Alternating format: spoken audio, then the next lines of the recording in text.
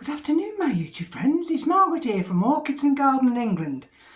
And yes, you haven't heard from me for a while, but I'm still here, still having treatments. And the last CT scan was on the 8th of November, so I've not got that results. But the one prior to that, the end of September, showed that the cancer was being held at bay. So I'm expecting a phone call anytime just to update me on the latest CT scan. So what are we looking at here? This is Phragmipedium Elizabeth March, and it's already dropped one of its flowers, so this is the second and third bloom. And look, we've got another one there as well, and the sequential, so we've got some more behind. And life's a challenge at the moment, although I only go for treatments every 3 weeks now, so that means I was in treatment on Wednesday, just gone, and I have what I always class as my 5 days of chemo fog, in which I'm completely, well, I sleep, I rest, I sleep, I rest. And eventually I come out of it. Today is day 6. So the orchids, I water everything before I go in, and then they have to wait 5 days. And as you can see, I've already got some now in my little water container here. And we've got a bud forming there, and that's the Coleogyne speciosa. I think the other one was a new growth. That's the new growth on Girac Green Star. And let's move you over here. I mean, my treatment's going to be ongoing. It's not one where you have so many sessions of chemo and then you finish. Mine's going to be ongoing because of the type of cancer I've got. So I'm adjusting to that fact, and let's put it this way. Some of the side effects are challenging, and you've got to dig deep, and I'm digging deep. And you might, and my orchids, thankfully my orchids understand. You see, I need to come and cut that dead leaf off there. But look, let me just see if I can show you. I might just have to pull this down because we're in the window here. And look at the sun. And I mean, this is Pastoral Innocence. Look. Loves it. They're absolutely, the cattleyas are loving this time of the year up in the grow room, because the sun is lower in the sky, and I don't know if you'll see that, but look, that bud, believe it or not, is cracking open, and there's the new growth. You see the new growth. Okay, now, how long have I had this? For goodness sake, how long have I had this? I must have had this. There's a label somewhere. Where's the label? I can't find the label. But I must have had this at least 6 years. At least 6 years. Look at all these roots. And I've actually only just realised, you know, how to look after it. And it absolutely loves it here. Same with this one. This is LC Bermondsey Palm. Here's another one, you see. Let me just lift this one down, if you'll bear with me a second. Look.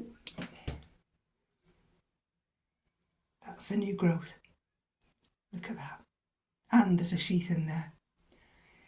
And there we go. How long have I had this? At least as long as the Pastoral Innocence. And that's come clean. It's on its side and it can grow down. I do periodically check them for the bugs, if there's any bugs. Right, sorry about that. Okay, and this is the Laelia anceps. Again, this has to just make do and mend. Whether that, I don't think that sheath will develop, but never mind. And these are some of the other big cattleyas. Now these have got to be watered. That's Walkeriana there. This is, I think this is Purpurata. And here we go. These are some of the puffs. That's just going into dormancy, and that's a catasetum. Now look, this one I've nearly lost, and I'm bringing it back. Look at this. Look at the new growth. And that's the Sorogeny Berfidiense. Goodness gracious. And believe it or not,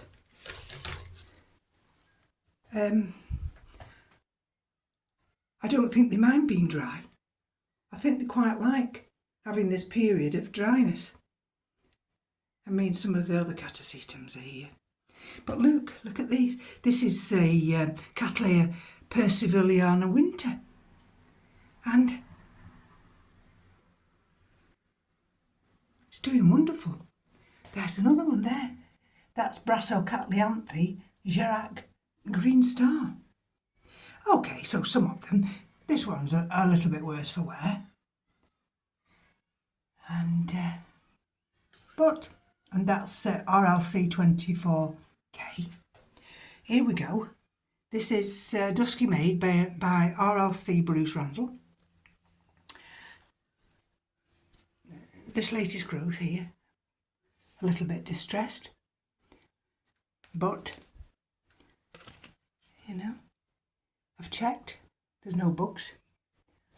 There's no bugs. And here's another one, see? They're all growing. And this is Delosa. This is little Delosa. Look, virtually, well, there's no medium. Look at the green growing tips. Excuse me. And we've got some at the back there. And the big Vandas, they're growing. And that one's growing. So they're all having to have periods of dryness. This is Leodora.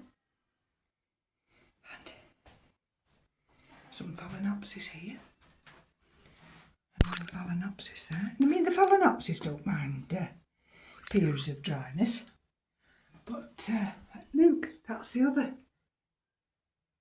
Vanda. Look at the green growing tips. And I've got a Phalaenopsis there. Look. And that's got a spike on it. So, and this one is, look, that new root there. It's a Squipidale, this one is. And that, even that has to go completely dry before it gets watered. And like you see, the sun comes through into this room, bathes everything in sunshine. And yes.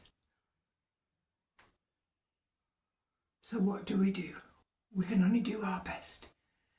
I mean, if you're having bad days, then you haven't got the energy to check the orchids. But periodically, if you can look after them, just check that everything's fine, then they will hang on in there. I mean, we haven't, at the moment, gone into any real cold weather. So we're very lucky. And this one is